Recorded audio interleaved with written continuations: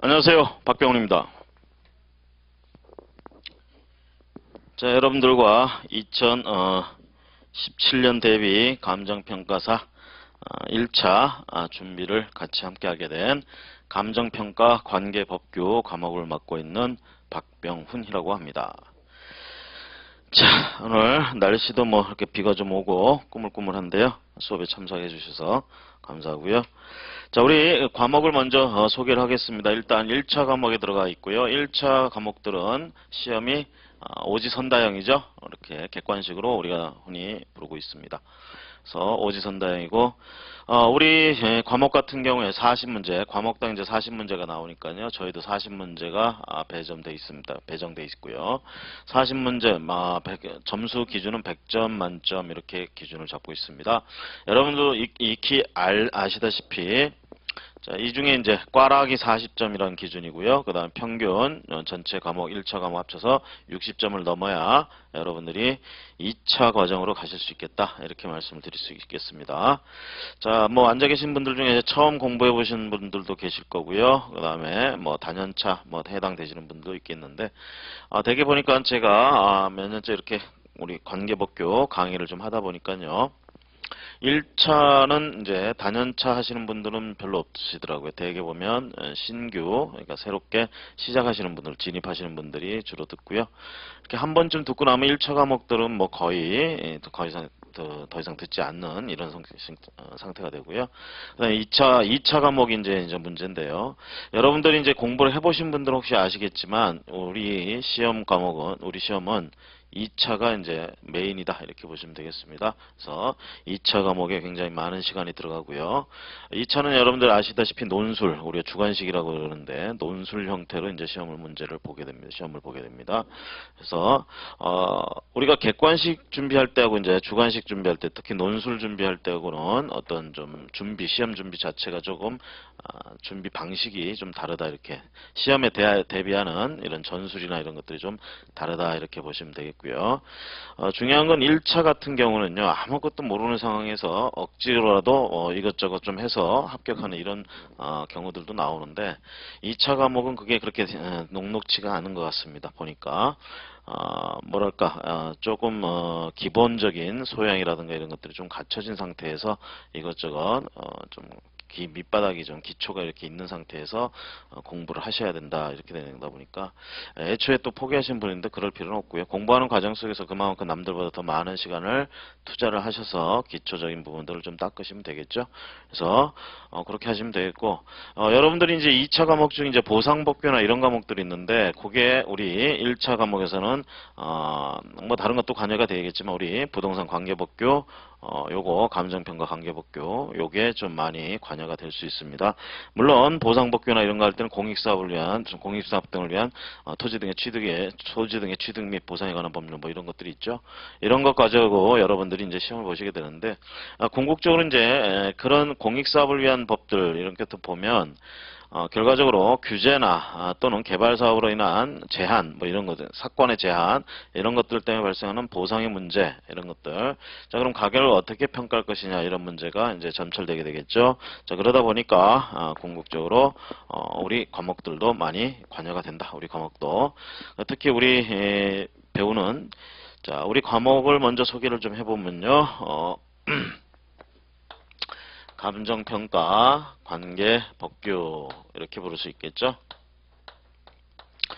자, 여기 이제 작년까지는 작년까지는 부동산 관계법규 이렇게 부르다가 작년 말부터 해가지고 올 초에 벌써 3월달에 1차 시험을 봤죠. 그리고 이제 내년 2017년 우리가 대비하는데 그때부터 이제 제도가 바뀌어가지고요. 그 전까지는 부동산 관계법규 이렇게 불렀습니다. 그러다가 이것이 올해부터는 감정평가 관계법규 이렇게 부르면서 법령이 원래 6개였는데 여기에 2가지가 추가가 됐습니다. 6개 법령은 뭐가 있느냐 했을 때요. 국토의 계획 및 좀 줄여서 쓸게요. 제가 자, 우리가 이제 법령 이름들이 좀 길어지고 하다 보니까 좀 법령 이름들을 좀 줄여서 부르고 이러고 있습니다. 좀 빨리 좀 친숙해지고요. 국토의 계획 및 이용에 관한 법률, 흔히 이제 국계법이라고도 부르고요. 자, 그 다음에 부동산 가격 공시 및 감정 평가에 관한 법률.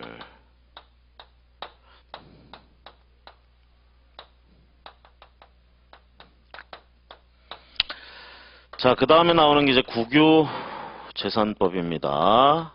국가도 결국은 재산을 가지고 있죠. 국유재산법. 그 다음에 우리가 토지나 이런 것들에다가 이제 정착물들 중에 독립된 물건으로 취급되는 건축물, 건축법.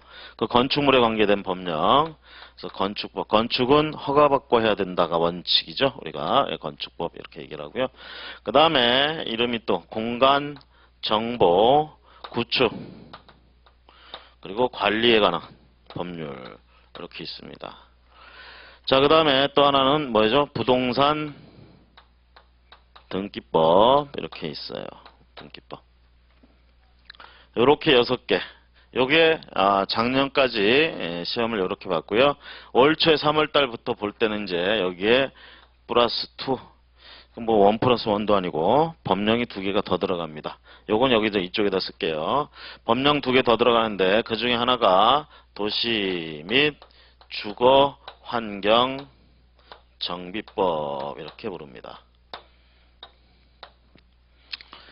그 다음에 또 하나는 동산, 채권 등 담보에 관한 법률 이렇게 되죠. 요 2가지가 추가가 됩니다. 추가가. 그래서 올해 작년까지는 시험 배점이 6개 법률일 때는 시험 배점이 요게 16문제, 요게 8문제, 그리고 각각 나머지 4문제씩 이런 식으로 나왔어요. 이렇게 나오던 것이 요게 이제 추가가 됐으니까 여기서도 이제 시험 문제를 내야 되겠죠. 그래서 여기서 일부 2-3문제 줄이고요. 여기서 또 1-2문제 줄이고 해가지고 여기에 3문제 정도 할당을 하고 요거는 우리가 1문제밖에 출제가 안 됐습니다. 올해 3월달에 1문제밖에 출제가 안 됐어요. 요 비율은 제가 보기에는 일단 내년에도 이렇게 되지 않을까. 별 얘기가 없다면 이렇게 봅니다. 그래서 여기서도 한 3-4문제 정도 생각하시고 여기서 1문제 생각을 하셔야 된다라는 거. 자, 그리고 나머지는 비율들의 변화가 없어요. 뭐 이거 4문제씩밖에 안 되는 거 줄이기에도 좀 그렇죠. 그러니까 여기서 이제 좀 줄이고 그걸 저기서 했다. 이렇게 보시면 되겠습니다. 자, 이렇게 8가지 법령이 현재 이제 여러분들이 감정평가 관계 법규 해가지고 공부를 해야 될 과목이 됩니다. 자, 그러면 뭐 작년 기준으로 봐도 그렇고요. 올해 기준으로 봐도 그렇고, 자, 우리가 점수로 치면 이제 40점 과라 평균 60점 이렇게 되면 뭐 평균만 한다 그러면 일단 개념적으로 14문제 이상 틀리시면 안 됩니다. 그렇죠? 26문제는 맞히셔야 어떻게죠? 24문제는 맞춰야 60점을 넘어간다. 이렇게 얘기가 되겠습니다. 그래서 24문제 이상 맞추기 이걸 이제 기준으로 해가지고 왜 이런 말씀을 드리냐면 이 법령들이요 자잘하게 조문들이 굉장히 많습니다. 나머지 합쳐보면 굉장히 넓어요. 여러분들이 지금 배우고 계시는 민법 과목 있죠? 시험 범위가 여러분들이 민총하고 물권까지일 겁니다. 아마 그 물권까지 원래 민법 자체는 전체 조문이 1118개 조문인가 그 정도 됩니다. 굉장히 많죠. 자, 그런데 여러분들 시험 범위는 해보면 400개 조문이 안 됩니다. 채 민법에서. 자, 그 정도만 공부를 하시면 되는데 물론 민법이 쉽다는 게 아니에요. 민법 여러분들 공부해 보셔야 아시겠지만 판례나 이런 것까지 해가지고 같이 시험을 해야 되니까 그것도 자료가 만만치 않습니다.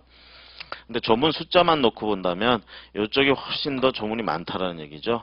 이거 뭐 100개 넘어가는 그 법률들도 있고 이것저것 합치다 보면 이것도 조문들이 꽤 방대해진다. 결과적으로는 그런 방대한 곳에서 시험 문제 40문제밖에 안 나온다 그러니까 도대체 어디서 시험 문제가 나오느냐 이 얘기죠. 그래서 대개 이제 사람들은 예측을 해가지고 거기 나올 부분만 이렇게 싹싹 해가지고 가서 이렇게 시험 공부를 하면 되지 않겠느냐 이렇게 생각하시는 분들도 있는데 사실 그렇게 한다면 자, 운이 좋아서 그 해 딱 거기서 나왔다. 그게 적중이 되는 거죠. 그럼 정말 좋은 일이 벌어지는 거죠. 자, 그런데 그럴 일이 그렇게 자주 일어나지는 않습니다. 그래서 여러분들은 그런 데다가 운을 맡길 것이 아니라 기본적인 베이스를 좀 깔고 가야 되겠죠. 그렇다고 우리가 이 범위 전체를 100%다 알고 가야 된다 이건 아니고요. 전략적으로 여러분들이 시험 닥쳐가지고 정 안 돼 있을 때 그때 할 수 있는 전술은 요거에 맞춰가지고 가장 배점이 많은 것들, 과목 문제가 많은 것들, 요거 위주로 한다. 이런 게 이제 시험에 닥쳐서 할 수 있는 우리가 전략이나 이런 것들이고, 지금 현재 요 상태에서 준비를 하실 때는 기초적인 베이스를 준비하신다. 이렇게 생각을 하셔야 됩니다. 그래서 베이스를 준비한다 그래가지고 전 범위를 다 공부한다. 이건 아니고요. 우리가 궁극적으로, 우리 선생님들도 그렇죠. 저 말고도 마찬가지입니다. 이 과목을 가르치는 다른 선생님들도. 우리가 이제 기출문제라는 걸 이제 분석을 하죠. 기출문제를 이제 분석을 통해서 얻고자 하는 건 뭐냐면, 향후 어떤 시험 그 동향, 추세 이런 것들을 보자. 뭐 이런 부분도 있지만 실질적으로는 어떤 부분을 우리가 좀 포인트를 두고 공부를 해야 되겠느냐 이런 걸 좀 찾기 위한 이런 부분도 있습니다. 그러니까 쉽게 얘기하면 출제위원들이 되게 어느 파트 쪽에 좀 집중을 하는가 이런 걸 우리가 분석하기 위해서 기출문제를 분석한다 이렇게 보시면 되겠고, 결국은 그런 것들이 베이스가 된다는 얘기죠. 전 범위를 다 할 수는 없습니다. 다 할 수는 없고 그 중에 가장 흔하게 나올 수 있는 이런 부분에 일단 우리가 여러분들이 포인트를 갖추고 좀 더 집중을 하시는 게 좋겠다라는 얘기입니다. 물론 제 수업은요 지금 현재 뭐 1회부터 해가지고 18회까지 이렇게 이어지는데 18회 정도 되면 대부분의 부분을 전부 다 샅샅이 같이 한번 훑어볼 수 있는 시간이 됩니다. 그래서 그렇게 훑어보는 와중에 제가 나름대로 강약을 줘서 하게 되면 그 강하게 포인트가 들어가는 이런 부분들은 여러분들이 특히 좀 임팩트 있게 공부를 해주시는 게 좋겠다라는 얘기죠. 이게 이제 기본 이론 과정에서 여러분들이 해야 될 임무이고 준비하는 자세가 되지 않겠는가 이렇게 봅니다. 그리고 제 수업에 있어서는 예습보다는 이 과정에 있어서는 복습 위주로 해주시면 좋겠고요. 뭐 시간이 되시면 예습을 하셔도 뭐 상관은 없습니다. 근데 그렇게 시간이 여러분들이 많지가 않을 거예요. 다른 과목들도 하고 뭐 이것저것 할 일 많잖아요. 그렇죠? 자, 그러다 보면 뭐 예습도 하고 복습도 하고 뭐 물론 아주 좋은 일이지만 힘들다 싶으면 복습은 좀 해주셔야 되겠다라는 얘기입니다. 자, 복습을 위주로 해가지고 공부를 하시고요. 자, 이 과정이 이제 끝나면 다음에는 문제풀이가 이제 있을 거고요. 그때 문제풀이 과정 할 때는 그것도 미리 그때 가서 말씀드리겠지만 문제풀이 과정에서는 예습을 위주로 하시는 게 여러분들 과정에 능률이 오른다. 그때 이제 문제풀이 할 때 요약 정리도 같이 해드리니까 같이 참고하시면 되겠습니다. 자, 그래서 이렇게 우리 법령은 이렇게 법령으로 우리 과목이 준비가 돼 있다. 그럼 이제 수업은 어떤 방식으로 들어가느냐? 차례 들어갑니다. 과거에는 이렇게 쭉 갔었는데요. 여기 끼어드는 바람에 저는 요거 하고 교재가 이제 곧 나오는데 교재도 차트가 요게 그 다음에 이제 자리 잡습니다. 교재가 자리 잡고요. 그 다음에는 이렇게 쭉 가고 요 부분이 이제 여기 등기법 뒤에 이렇게 자리 잡는다. 이렇게 보시면 되겠습니다. 그러니까 요 놈은 요 사이에 들어가고 이 놈은 요 사이에 들어간다. 그리고 나머지는 순서 이렇게 쭉 간다 라고 보시면 되겠고요. 자, 그러면 기왕에 이 법령들을 썼으니까 좀 특성을 좀 얘기해 보자면 이렇게 얘기할 수 있어요. 자, 부동산 등기법이나 공간정보 구축 및 관리 등에 관한 관리에 관한 법률, 요거는 우리가 요 중에 이제 우리가 이 법령은 전부 다가 시험 범위가 아니라 지적에 관한 부분이 시험 범위다, 우리가 이렇게 얘기를 하죠. 자, 이 두 가지 법령은요, 결론적으로 지적이나 등기는 공시하고 관련된 법령입니다. 공시. 뭔가를 공시하는 거예요. 공시. 알린다라는 뜻이죠. 공시. 자, 공시한다 그러면 어떤 측면에서 공시가 되느냐? 자, 물건 자체, 물리적인 부분들, 형상, 뭐 이런 것들 있죠. 이런 게 공시되는 부분이 있고, 또 하나, 그 물건에 붙어 있는 권리, 요게 공시되는, 요 두 가지가 공시에 초점이 됩니다. 공시를 할 때는. 자, 그럴 때 이런 물건 부분, 쉽게 얘기하면 그 물건이 어디에 위치하는지, 그 물건의 면적은 얼마나 되는지, 건축물일 경우에는 건축 물건 구조가 어떻게 되는지, 면적이 또 얼마나 되는지, 용도는 뭔지, 이런 것들이 여기서 공시가 돼야 됩니다. 여기서. 자, 요거는 어떤 법에 의해서 공시를 하느냐? 요 지적에 관한 법률에 따라 공시를 한다. 이렇게 보시면 되겠습니다. 그 다음에 여러분들이 민법에서 여러분들 물권 파트, 물권법 배우실 때 그 물권들 있죠. 예를 들면 지상권이라든가 지역권 또는 저당권, 질권 이런 것들 있죠. 권리질권이나 이런 것들. 자, 이런 권리들이 어디에 공시되느냐? 자, 여기서 권리들 하면 그 권리들입니다. 그런 권리들이 공시돼야 된다. 어디서 공시가 되는, 어느 법에 따라서 부동산 등기법에 따라서 공시가 된다. 그래서 이 두 가지 법령을 우리가 공시에 관한 법령이다. 이렇게 얘기를 합니다. 이렇게 얘기를 하고요. 자, 그 다음에 이 법하고 이 법은 대개 특히 이 법은요. 개인이 가진 토지 요 토지를 이용을 할 때 자, 사권이죠. 쉽게 얘기하면 소유권. 토지를 가진 자가 자기 마음대로 그 토지를 이용할 수 있느냐? 그건 아니란 얘기입니다. 일정한 제한이 가해진다는 얘기예요. 토지는 일정 부분 공공재의 성격이 있기 때문에 우리가 일정한 규제나 이런 것들 국가 차원에서 사회 차원에서 가해질 수밖에 없습니다. 즉 쉽게 얘기하면 개인이 가지고 있는 소유권에 토지 소유권에 제한이 가해질 수밖에 없다는 얘기입니다. 물론 사인들 간의 사건적인 제한, 사건으로서의 제한, 요거 지상권이라 설정하는 거 이런 것들 있죠. 이런 제한들은 사적인 제한입니다. 이런 제한들은 나름대로 경제적인 법칙이나 가치에 따라서 움직이는 그런 제한이 되겠고요. 그거 아니고 여기서는 국가 차원에서 토지를 공공재의 차원에서 즉 우리만 쓰고 끝낼 것이냐 후대에도 물려줘야 될 유산으로서 그런 값어치를 가진 공익적인 차원에서 이제 바라보게 되면 결론적으로 토지 소유권을 일정 부분 규제할 수밖에 없습니다. 제한할 수밖에 없는 거. 그 제한하는 데 있어서 가장 기본이 되는 토지 규제의 가장 기본이 되는 법이 국토이객 및 이용에 관한 법률이다. 이렇게 보시면 되겠고요. 자, 그 중에 도시 및 주거환경정비법은 국토 중에 도시지역 또는 주거지역에 있어서 그런 환경들, 열악한 환경에 처했거나 이런 부분들에 대해서 재정비하는, 그래서 정비하는, 그래서 재개발, 재건축이나 또는 주거환경 개선 사업이나 이런 사업들, 재개발 사업, 재건축 사업 이런 데 초점이 맞춰져서 만들어진 법이다. 이렇게 보시면 되겠어요. 그래서 여러분들이 주변에서 흔히 보게 되는 재건축 사업, 재개발 사업은 어떤 법에 근거를 두고 절차가 이어지느냐, 이 법을 보시면 되겠다라는 얘기입니다. 그래서 국토의 이용에 관해서 이 기본적인 규제가 가해진다 그러면 이 법에 의해서 가해지고요. 그것을 갖다가 이렇게 이용하고 있었는데 좀 정비를 하겠다 그러면 이 법에 의해서 정비가 된다. 이렇게 보시면 되겠고요. 자, 그 다음에 여러분들이 지금 감정평가사 자격을 취득하려고 노력을 하시는 거죠. 그러면 그 감정평가사가 결과적으로 하는 일은 뭐냐? 가격이나 이런 것들을 우리가 가치평가, 가격평가 이런 것들을 하는 게 여러분들이 할 일입니다.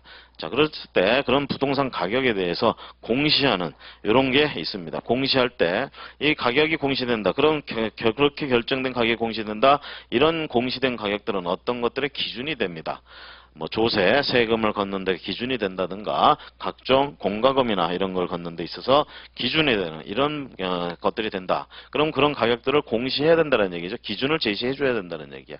그거에 관한 법이 요 법이다 생각하시면 되겠고요. 그 다음에 여러분들이 그런 거를 감정평가를 할 때 업으로서 할 거잖아요. 그러면 자격 취득 및 그 다음에 그 업으로서 하는 그 사무실을 개설하고 이런 관계된 얘기들, 그 다음 감정평가 법인이나 이런 거 관계된 거, 그 다음에 해야 될 일, 하지 말아야 될 일, 이런 거에 관계된 감정평가업자가 이런 게 여기에 들어가 있어요.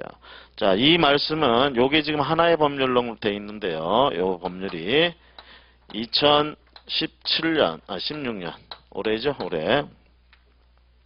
올해 9월 1일부터는 두 개의 법령으로 쪼개집니다. 두 개의 법령으로 쪼개져서 어떻게 되느냐?